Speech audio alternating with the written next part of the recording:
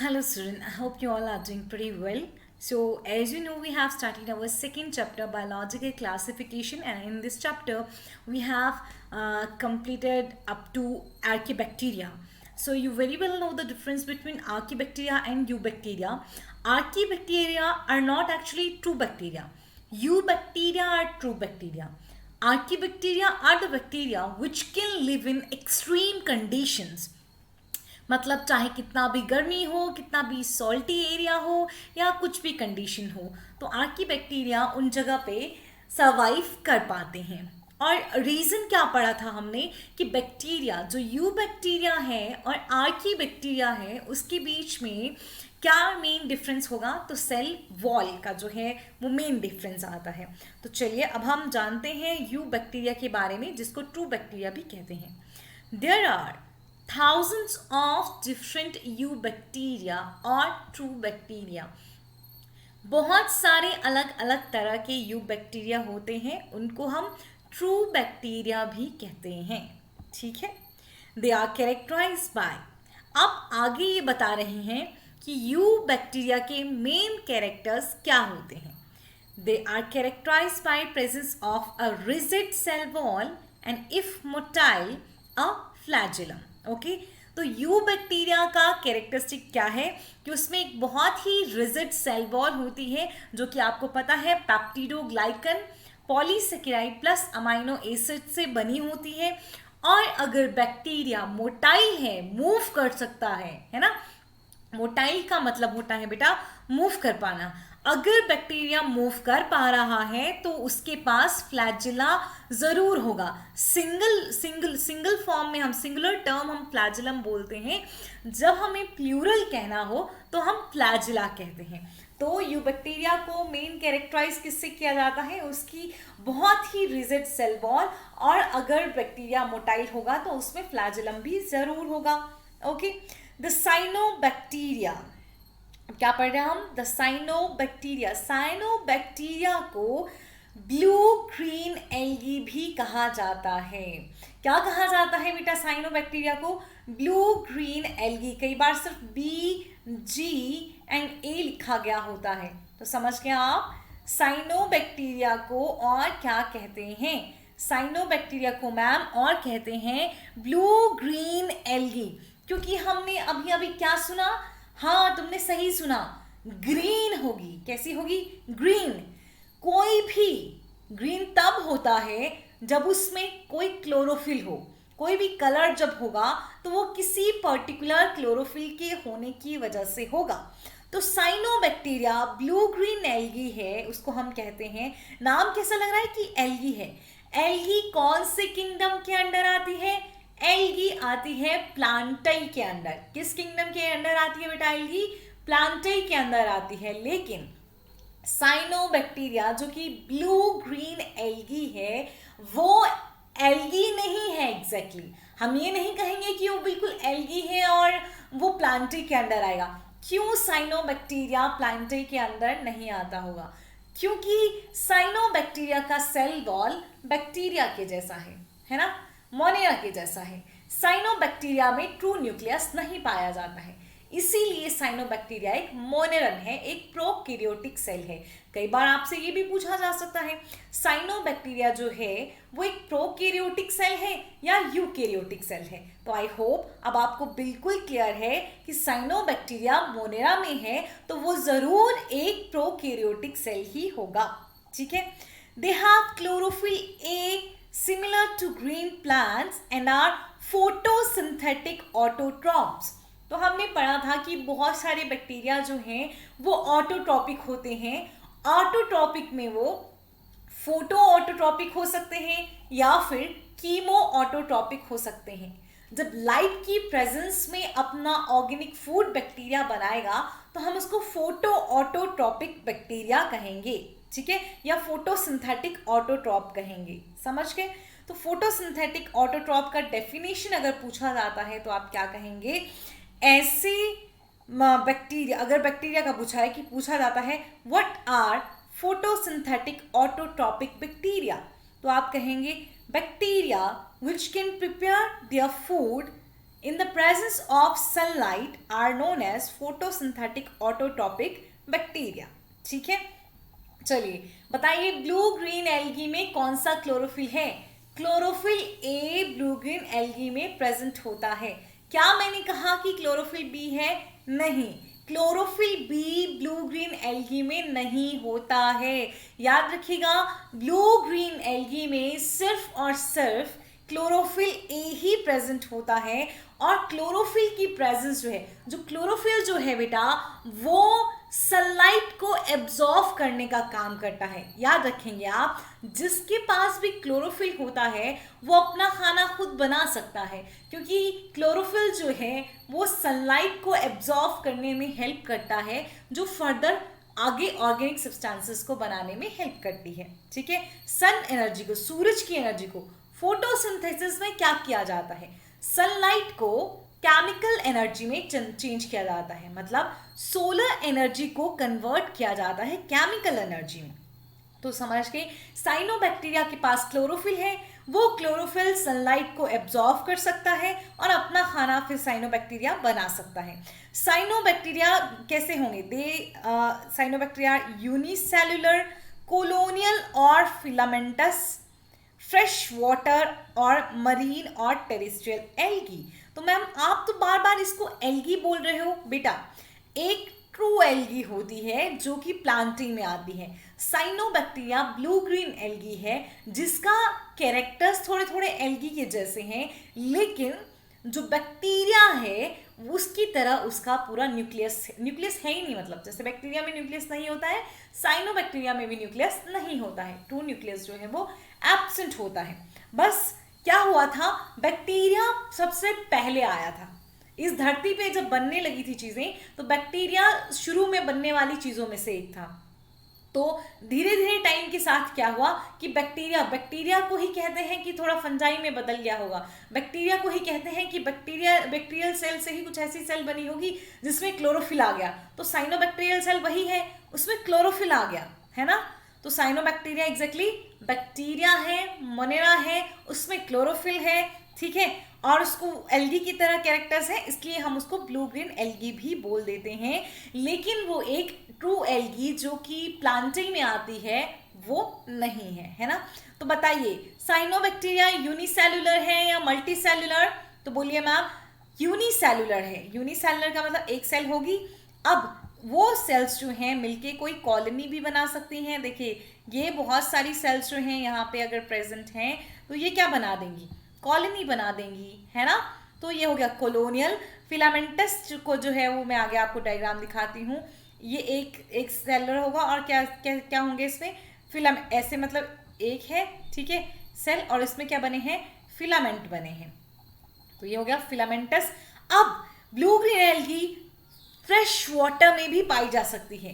Fresh water का मतलब होता है जो आपका बहता हुआ पानी है। बहता हुआ पानी फ्रेश वाटर होता है ना। खास तौर पे बहता हुआ पानी क्या होता है तुम्हारा?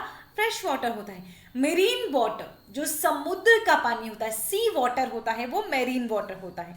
तो और मतलब एक्वेटिक भी हो गई। साइनोबैक्टीरिया तुमको पानी में भी मिलेगा, पानी में फ्रेश वाटर में भी मिलेगा, मेरीन वाटर में भी मिलेगा, प्लस तुमको ये टेरेस्ट्रियल में मतलब जमीन पे भी एल्गी जो है वो मिल सकती है, लेकिन पानी होना चाहिए, मॉइस्चर होना चाहिए वहां भी, है ना। तो साइनोबैक्टीरिया क्या हो गया बेटा? चलिए याद करिए मेरे साथ, आंखें बंद करो, बोलो यूनिसेल्युलर, कोलोनियल और फिलामेंटस। और हैबिटेट कैसा होता है? हैबिटेट मतलब कहाँ साइनोबैक्टीरिया पाया जा सकता है? तो मैम बोलो पानी में भी और जमीन पे भी। पानी में फ्रेश वाटर भी और मरीन वाटर में भी पाया जा सकता है। जितने भी कोलोनियल फॉर्म्स हैं उनमें आपको क्या दिखेगा? जिलेटिनस शीथ नजर आएगा। क्या नजर आएगा बेटा? एक जिलेटिनस शीथ नजर आती है। और जो गंदा पानी होता है उसमें ये ब्लूम बना देते हैं। They often form blooms in polluted water bodies. या आप यहाँ देखिए, ये पानी है, यहाँ पे थोड़ा पॉल्यूशन होगा, काई जम जाती है ना। जो काई हम कहते हैं, जो पानी में आपको ग्रीन ग्रीन फिसलन जैसा कुछ दिखता है, वो साइनोबैक्टीरिया होता है एक तरह से, है ना। तो आप देख सकते हैं कई बार इनका पानी में ग्रोथ इतना ज़्यादा हो जाता है पॉल्यूशन की वजह से कि ये बहुत ज़्यादा ग्रो कर जाते हैं और हमें पानी भी हरा दिखाई देने लगता है। तो वाटर ब्लूम जो है वो किसकी वजह से बनेंगे? वाटर ब्लूम जो है वो mainly cyanobacteria blue green algae की वजह से बनता है। क्या साइनोबैक्टीरिया ट्रू बैक्टीरिया है? हाँ, साइनोबैक्टीरिया ट्रू बैक्टीरिया होता है। फोटोसिंथेटिक ऑटोट्रॉप है या कीमोसिंथेटिक ऑटोट्रॉप? याद रखेंगे कि फोटोसिंथेटिक ऑटोट्रॉप होता है। ठीक है, चलिए देखिए, अब हमने अभी पढ़ा कि इनके बाहर जो है जिलाटिनस या म्यूसिलेजिनस शीट भी इसको हम कहते हैं। आप जब भी ये एनसीईआरटी का डायग्राम है बेटा, जो डायग्राम है और जो आप पढ़ रहे हैं वो कंप्लीटली इंटायरली क्या है? एनसीईआरटी ही है, तो कभी भी कंफ्यूज नहीं होंगे। ठीक है, और कुछ भी चीज़ जो है वो नहीं भूलेंगे। Clear? Is it clear to you और नॉट? तो आ गया म्यूसिलेजिनस शीट बाहर, है ना। और ये कैसा है? फिलामेंटस है। देखिए, अब filamentous blue green algae nostoc.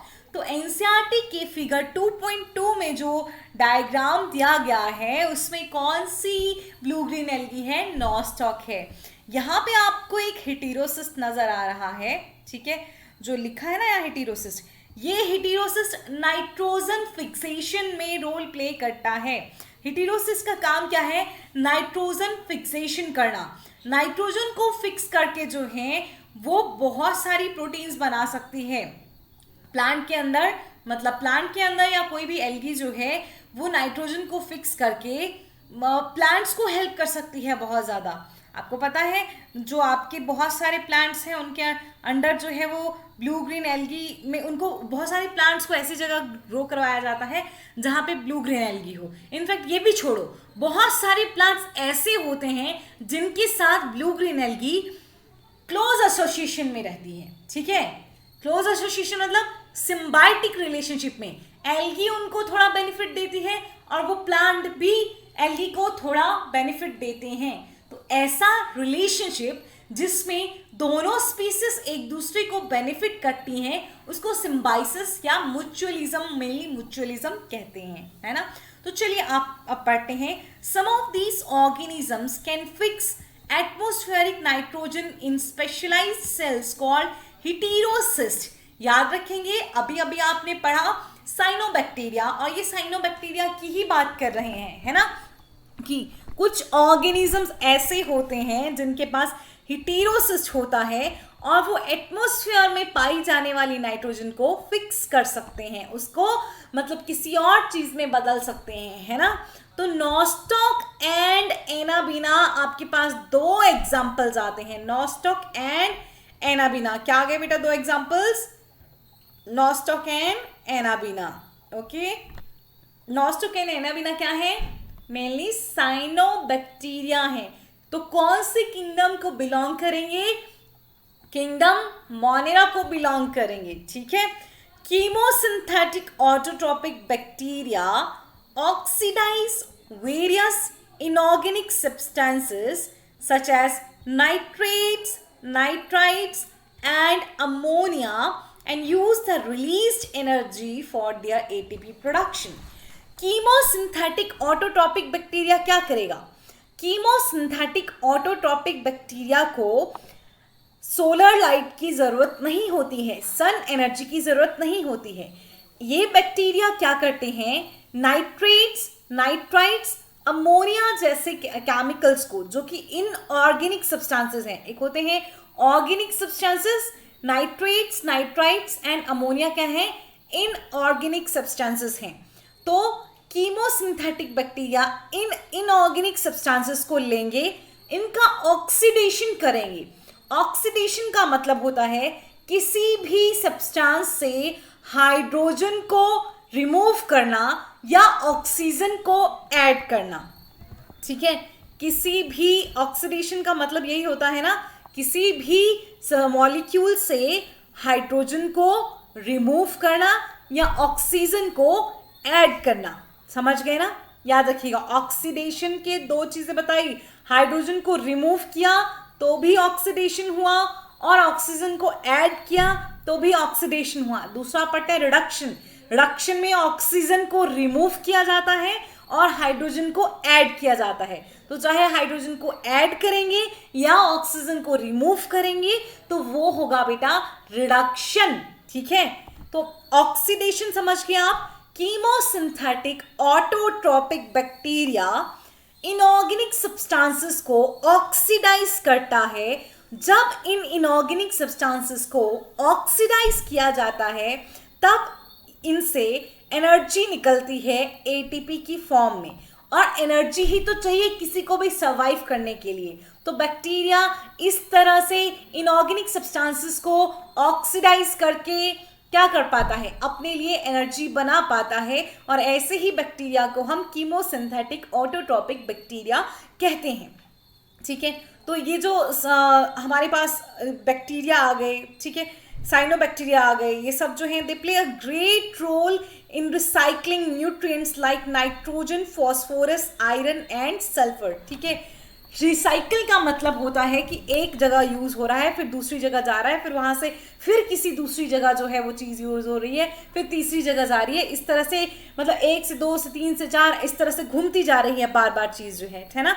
तो ये जो बैक्टीरिया होते हैं ये न्यूट्रिएंट्स को रिसाइकिल करने में, जैसे प्लांट्स ने लिए, प्लांट से हमने खाए, हमने जो है डिफिकेट कर दिया, पॉटी से निकाल दिया, फिर वहां से जो है एटमॉस्फेयर में चला जाएगा, फिर प्लांट लेंगे, फिर हम में आएंगे। तो इस तरह से न्यूट्रिएंट्स की रिसाइकलिंग होती रहेगी। लेकिन इस न्यूट्रिएंट की रिसाइकलिंग के लिए मेनली रिस्पॉन्सिबल होंगे बैक्टीरिया। तो बैक्टीरिया जो है वो क्या कर सकते हैं, न्यूट्रिएंट की रिसाइकलिंग भी कर सकते हैं, जैसे कि nitrogen, phosphorus, iron and sulphur.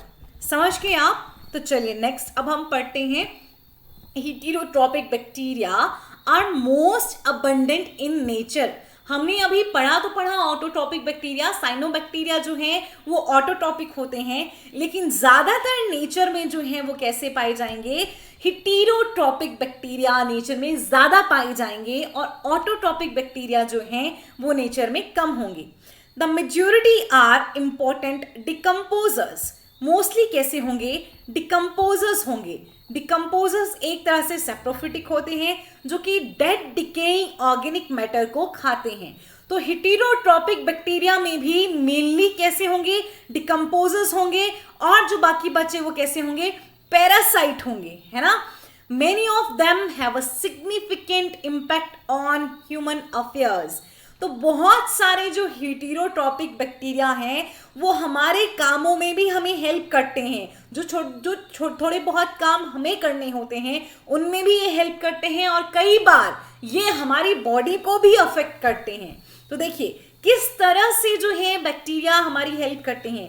They are helpful in making curd from the milk. ठीक है, क्या हेल्प करते हैं, क्या बनाने में हेल्प करते हैं, दूध से दही बनाने में हेल्प करता है बैक्टीरिया, लैक्टोबैसिलस बैक्टीरिया कहते हैं हम इसको। क्या बोलते हैं बेटा, लैक्टोबैसिलस। तो दूध से दही बनाने का काम किसका है, बैक्टीरिया का है। फिर प्रोडक्शन ऑफ एंटीबायोटिक्स। एंटीबायोटिक समझते हैं, जो कि हम जिसको हम बीमारी से बचने के लिए खाते हैं, एंटीबायोटिक है ना। तो प्रोडक्शन ऑफ बहुत सारी एंटीबायोटिक्स जो हैं वो बैक्टीरिया से निकाली जाती हैं। Fixing nitrogen in legume roots. सारी जो दालों वाले पौधे हैं उनको कहा जाता है लेग्यूम प्लांट्स। तो नाइट्रोजन फिक्सेशन तो हमने ऐसे भी कहा कि बैक्टीरिया जो है वो क्या कर सकते हैं, नाइट्रोजन फिक्सेशन कर सकते हैं। ठीक है, नाइट्रोजन को फिक्स करेंगे कौन से प्लांट्स में, मेनली लेग्यूमिनस प्लांट्स में। दालों को प्रोटीन का अच्छा सोर्स कहा जाता है ना। तो उनके पास अच्छी तरह से प्रोटीन्स बन पाती हैं। अच्छी प्रोटीन्स बनने के लिए नाइट्रोजन की जरूरत होती है, और वो नाइट्रोजन उनको जो साइनोबैक्टीरिया हैं या दूसरे कोई बैक्टीरिया हैं वो प्रोवाइड कर सकते हैं। ठीक है, तो देखिए क्या क्या अच्छे काम किए बैक्टीरिया ने, दूध से दही बनाया, एंटीबायोटिक्स बनाई, डिकम्पोजिशन की, और नाइट्रोजन फिक्सेशन में भी हेल्प किया, है ना। अब सम आर पैथोजन, कुछ एक जो है वो बीमारी, पैथोजन बेटा ऐसे बैक्टीरिया जो बीमार करते हों उनको हम पैथोजन कहते हैं, है ना। Disease causing bacteria are called pathogen. इन चीजों को जो मैं बोलती हूं तुम लिख लिया करो। क्या कहा मैंने, disease causing bacteria are called, और not only bacteria, disease causing organism are called pathogen. तो हमें डिजीज काउज करेगा तो ह्यूमन बॉडी को या किसी भी दूसरे लिविंग को मतलब बीमारी करेगा, है ना। तो some bacterias are pathogen causing damage to human beings, crops, farm animals and pets. तो बहुत सारे जो बैक्टीरिया होंगे वो पैथोजन होंगे, बीमारी करने वाले होंगे, तो हमें डैमेज कर सकते हैं, फसलों को खराब कर सकते हैं, फार्म में एनिमल्स को जो है वो खराब कर सकते हैं, आपके पालतू जानवरों को भी बीमार कर सकते हैं। कौन कौन सी बीमारियां हो सकती है? देखिए, कॉलेरा, विब्रियो कॉलेराई से कॉलेरा होता है, टाइफॉइड, साल्मोनेला टाइफाई से टाइफॉइड होता है, टेटनस, क्लोस्ट्रीडियम टेटनी से टेटनस होता है, सिट्रस कैंकर, ज़ैंथोमोनास सिट्राई से जो है वो सिट्रस कैंकर होता है ना। These are well known diseases caused by different bacteria। तो ये कुछ डिजीजेस हैं जो कि बैक्टीरिया काउज करता है। समझ के बच्चा लोग आप, क्लियर है? डिवाइस करके फिर से सुनिएगा। तो यहां से ना कभी भी आपसे बैक्टीरिया का पूछा जाए कि इकोनॉमिक इंपॉर्टेंस क्या है, इकोनॉमिक इंपॉर्टेंस में हमेशा अच्छी और बुरी बातें दोनों लिखी जाती हैं। तो उसमें आप बेनिफिट्स ऑफ बैक्टीरिया लिखेंगे एंड जो हार्मफुल इफेक्ट्स ऑफ बैक्टीरिया होंगे वो भी लिखेंगे। तो आपने यहाँ जितने भी बेनिफिट्स वाले पढ़े उनको बेनिफिट्स में ऐड करना, जो हार्मफुल पढ़े उनको हार्मफुल में ऐड करना। ठीक है, मैं क्वेश्चन दूंगी इस पे। चलिए, अब बैक्टीरिया कैसे रिप्रोड्यूस करता है? सबसे इंपॉर्टेंट क्वेश्चन कि सबसे ज्यादा जो बैक्टीरिया रिप्रोड्यूस करते हैं वो फिजन से रिप्रोड्यूस करते हैं, बाइनरी फिजन से। फिजन जो है वो एक तरह का एसेक्सुअल रिप्रोडक्शन होता है, सेक्सुअल रिप्रोडक्शन का फॉर्म नहीं है ना। तो फिजन से जो रिप्रोडक्शन होगा वो कैसा होगा? एसेक्सुअल होगा। तो बताइए, मोस्टली जो बैक्टीरिया होते हैं वो कैसे रिप्रोड्यूस करते हैं? एसेक्सुअली रिप्रोड्यूस करते हैं। किस मेथड से? मेनली बाइनरी फिजन मेथड से, है ना। फिजन मेनली याद रखेंगे। लेकिन ये जो फिजन है ये मेनली तब होता है जब कंडीशंस फेवरेबल होती हैं। अगर कंडीशंस अनफेवरेबल हो जाती हैं तो अनफेवरेबल कंडीशन के टाइम पे बैक्टीरिया कुछ स्पोर्स प्रोड्यूस करता है, मेनली एंडोस्पोर्स कहते हैं उनको, है ना। बैक्टीरिया मेनली कौन से स्पोर्स प्रोड्यूस करता है? एंडोस्पोर्स प्रोड्यूस करता है। तो बैक्टीरिया कैसे रिप्रोड्यूस करता है? मेनली फिजन से, फेवरेबल कंडीशन में। Sometimes under unfavorable conditions they produce spores। तो unfavorable conditions के टाइम पे बैक्टीरिया क्या प्रोड्यूस करता है? स्पोर्स प्रोड्यूस करता है। They also reproduce by a sort of sexual reproduction by adopting a primitive type of DNA transfer, by adopting a primitive type of DNA transfer from one bacterium to the other। देखिए, ये point समझाने से पहले ये देख लीजिए, ये fission हो रहा है। अब डिवाइडिंग बैक्टीरियम जो है ये एग्जैक्टली फिजन हो रहा है, जिसमें एक सेल थी, एक सेल से जो है वो दो सेल बन गई। एक सेल से जब दो सेल बनती हैं उसी को हम बाइनरी फिजन कहते हैं। बाइनरी फिजन क्या हुआ बेटा? जब एक सेल से कितनी सेल्स बनेंगी? दो सेल्स बनेंगी, उसी को हम बाइनरी फिजन कहेंगे। समझ के आप? समझे या नहीं समझे? समझ जाना चाहिए, कोई भी कंफ्यूजन नहीं होनी चाहिए बेटा। ठीक है, चलिए अब देखिए, ये दूसरा तीसरा पॉइंट क्या बोला इन्होंने कि जो बैक्टीरिया है वो शॉर्ट ऑफ सेक्सुअल रिप्रोडक्शन, मतलब एक तरह की सेक्सुअल रिप्रोडक्शन से भी रिप्रोड्यूस कर सकता है। Sexual, short of sexual reproduction का मतलब क्या है कि बैक्टीरिया जो है, एक बैक्टीरिया से जेनेटिक मटेरियल निकल के, देखिए इस बैक्टीरिया के पास भी क्या है?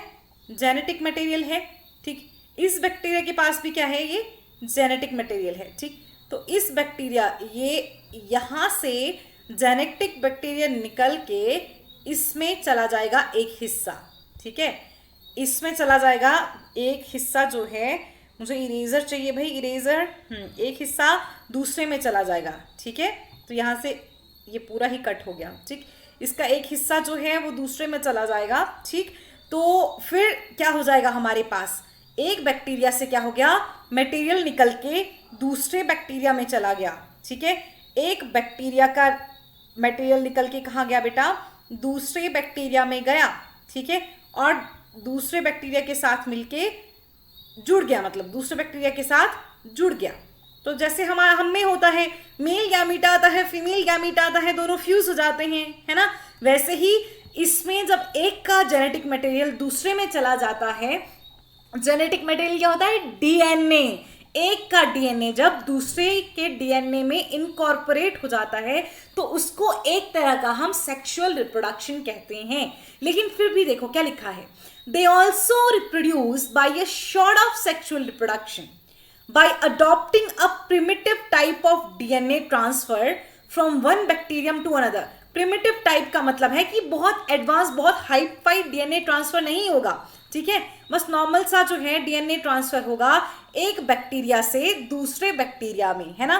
तो शॉर्ट ऑफ सेक्सुअल रिप्रोडक्शन का मतलब है कि ये ट्रू सेक्सुअल रिप्रोडक्शन नहीं है, इसको हम कहते हैं पैरासेक्सुअल। क्या कहते हैं हम इसको, पैरासेक्सुअल रिप्रोडक्शन। तो इस बात को याद रखेंगे, बैक्टीरिया में सेक्सुअल रिप्रोडक्शन नहीं होता है, पैरासेक्सुअल रिप्रोडक्शन होता है या शॉर्ट ऑफ सेक्सुअल रिप्रोडक्शन होता है, ठीक है। तो यहां हमने अपना किंगडम मोनेरा जो है वो कंप्लीट कर दिया। नेक्स्ट हम आते हैं अब किंगडम प्रोटिस्टा पे। आपको याद है ना किंगडम प्रोटिस्टा में कैसे ऑर्गेनिजम्स आते हैं बेटा, तो देखिए, all single-celled eukaryotes are placed under protista, but the boundaries of this kingdom are not well defined। जितने भी यूकेरियोट्स हैं जिनके पास एक ही सेल है, ठीक है, वो सारे के सारे जो हैं वो प्रोटिस्टा में आते हैं।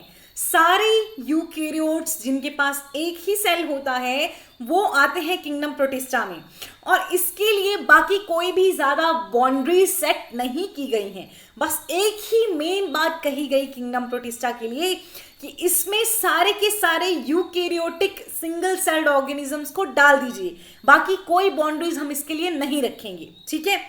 What may be a photosynthetic protistan to one biologist may be a plant to another. जो चीज एक बायोलॉजिस्ट के लिए, ठीक है, फोटोसिंथेटिक प्रोटिस्टन है, मतलब ऐसा प्रोटिस्ट जो कि अपना खाना खुद बना सकता है ना। बायोलॉजिस्ट के लिए तो वो यही प्रोटिस्टा ही रहेगा, लेकिन कुछ किसी दूसरे के लिए वो एक प्लांट हो सकता है, क्योंकि जो प्रोटिस्टा है उसमें एनिमल, प्लांट, फंजाई किसी की तरह भी कैरेक्टर्स हो सकते हैं। तो अगर ऐसा कुछ प्रोटिस्टा में है जो कि फोटोसिंथेसिस कर रहा है और यूकेरियोटिक है, तो कोई उसको बोलेगा कि ये तो प्लांट की तरह है, ये तो क्या है, एक प्लांट है। लेकिन एक बायोलॉजिस्ट के लिए, उसको पता है बायोलॉजिस्ट को कि ये एक प्रोटिस्टन है। वो क्यों प्रोटिस्टन है, क्योंकि उसमें सिंगल सेल होगी, एक ही सेल होगी, समझ के ना। तो कोई भी फोटोसिंथेटिक प्रोटिस्टन किसी दूसरे के लिए क्या हो सकता है, एक प्लांट हो सकता है, समझ गए। बायोलॉजिस्ट के लिए वो फोटोसिंथेटिक प्रोटिस्टन ही होगा, बायोलॉजिस्ट को पता होगा सिंगल सेल है तो प्रोटिस्टा ही है, लेकिन किसी दूसरे को क्या लगेगा कि अपना खाना खुद बना पा रहा होगा तो ये प्लांट होगा, है ना। चलिए, in this book we include chrysophytes, dinoflagellates, euglenoids, slime moulds and protozoans under Protista. तो एनसीईआरटी ने किन किन को प्रोटिस्टा के अंडर रखा है, chrysophyte, dinoflagellates, euglenoids, slime moulds और जितने भी प्रोटोजोन्स हैं वो किस किंगडम के अंडर आते हैं, किंगडम प्रोटिस्टा के अंडर आते हैं। याद रखेंगे बेटा, क्राइसोफाइट, डाइनोफ्लैजिलेट, यूग्लेनोइड, स्लाइम मोल्ड्स और जितने भी प्रोटोजोन हैं वो इस किंगडम प्रोटिस्टा के अंडर आते हैं। अब जो किंगडम प्रोटिस्टा के मेंबर्स हैं वो प्राइमरीली कैसे होते हैं, एक्वेटिक होते हैं। Members of kingdom protista are primarily aquatic. मेन तौर पे हमको कैसे देखने को मिलेंगे, वो पानी में रहने वाले। एक्वेटिक का मतलब होता है पानी में रहने वाले होंगे। आपको याद है आपने क्या पढ़ा साइनोबैक्टीरिया के लिए कि वो पानी में भी हो सकते हैं, वो जमीन पे भी हो सकते हैं, मेरीन वाटर भी हो सकते हैं और फ्रेश वाटर भी हो सकते हैं। सिमिलरली प्रोटिस्टा भी मेरीन वाटर भी हो सकता है या फ्रेश वाटर भी हो सकता है, लेकिन प्रोटिस्टा मेनली एक्वेटिक होता है। ज्यादातर प्रोटिस्टा एक्वेटिक हैबिटेट मतलब पानी में ही पाया जाता है। एक एक पॉइंट याद रखना बच्चे, है ना। दिस किंगडम, ये जो किंगडम है ये किस किस के बीच में जो है वो लिंक फॉर्म कर सकता है, तो this kingdom forms a link with the others dealing with plants, animals and fungi. तो ये किंगडम प्लांट, एनिमल और फंजाई के मेंबर्स के साथ एक लिंक फॉर्म करता है। इन तीनों के बीच में लिंक आता है। प्लांट, एनिमल्स और फंजाई के बीच में जो लिंक आया वो क्या है, प्रोटिस्टा। क्यों प्रोटिस्टा बेटा, क्योंकि प्लांट्स, एनिमल्स और फंजाई तीनों के कैरेक्टर्स हमको प्रोटिस्टा में देखने को मिलेंगे। जो भी यूनिसेलुलर यूकैरियोटिक ऑर्गेनिज्म हैं उनको सबको प्रोटिस्टा में प्लेस कर दिया गया है। ठीक है, अब देखिए कैसे है ये बताइए, प्रोटिस्टा कैसा हुआ, eukaryotic. Being eukaryotes the protistan cell body contains a well defined nucleus, ये डिफाइंड एक साथ है, and other membrane bound organelles. क्योंकि यूकैरियोट है ना प्रोटिस्टा, तो प्रोटिस्टा की जो बॉडी होगी उसमें वेल डिफाइंड न्यूक्लियस मतलब डीएनए होगा, डीएनए के बाहर न्यूक्लियर मेम्ब्रेन होगी, न्यूक्लियस विद न्यूक्लियर मेम्ब्रेन, अच्छा से बना हुआ न्यूक्लियस प्रेजेंट होगा, और सेल में सारे के सारे जो मेम्ब्रेन बाउंड ऑर्गेनेल्स होते हैं जैसे कि माइटोकॉन्ड्रिया, क्लोरोप्लास्ट, एंडोप्लाज्मिक रेटिकुलम, ये सब ऑर्गेनेल्स भी होंगे। माइटोकॉन्ड्रिया, एंडोप्लाज्मिक रेटिकुलम, क्लोरोप्लास्ट, ये सब जो हैं वो प्रोकैरियोटिक सेल में, मोनेरा में हमको देखने को नहीं मिलते हैं। ठीक है, तो कुछ प्रोटिस्टा में फ्लैजिला और सीलिया भी हो सकता है। सम हैव फ्लैजिला और सीलिया। प्रोटिस्ट जो है सेक्सुअली और एसेक्सुअली दोनों से ही प्रोड्यूस करते हैं।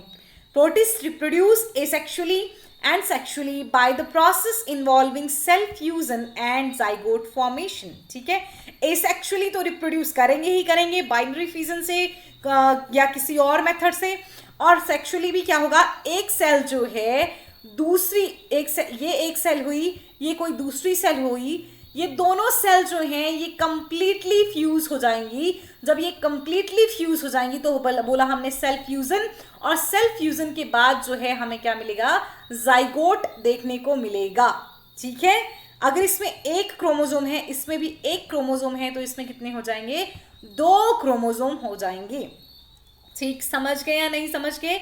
तो प्रोटिस्ट जो है सेक्सुअली एसेक्सुअली दोनों ही मेथड से रिप्रोड्यूस कर सकते हैं। जब प्रोटिस्ट जो हैं वो सेक्सुअली रिप्रोड्यूस करेंगे तो सेक्सुअल रिप्रोडक्शन के दौरान 2 सेल कंप्लीटली फ्यूज होंगी और जाइगोट फॉर्मेशन होगा। तो किंगडम प्रोटिस्टा में हमने क्राइसोफाइट, डायनोफ्लैजिलेट, ल्यूग्नेनॉइड, स्लाइम मोल्ड्स और प्रोटोजोन सब कुछ पढ़ना है। तो आज हम क्राइसोफाइट से खत्म करेंगे अपना लेक्चर, मतलब आज इस लेक्चर में एटलीस्ट हम क्राइसोफाइट्स को कंप्लीट कर देंगे। आप एक एक लाइन को दोबारा से पढ़िएगा और समझिएगा, दोबारा पढ़ते रहिए। एक बार मैं लेक्चर पढ़ाती हूं, आप 3 बार उसको रिवाइज करिए, है ना। तो क्राइसोफाइट्स में क्या है, चलिए क्राइसोफाइट्स का देखते हैं अब कि क्राइसोफाइट्स में क्या है, क्या होते हैं क्राइसोफाइट्स। ठीक है, this group includes diatoms and golden algae. ठीक है, तो क्राइसोफाइट किंगडम प्रोटिस्टा में आता है, और क्राइसोफाइट जो है वो क्या है, इसमें आएंगे डायटम्स और गोल्डन एल्गी।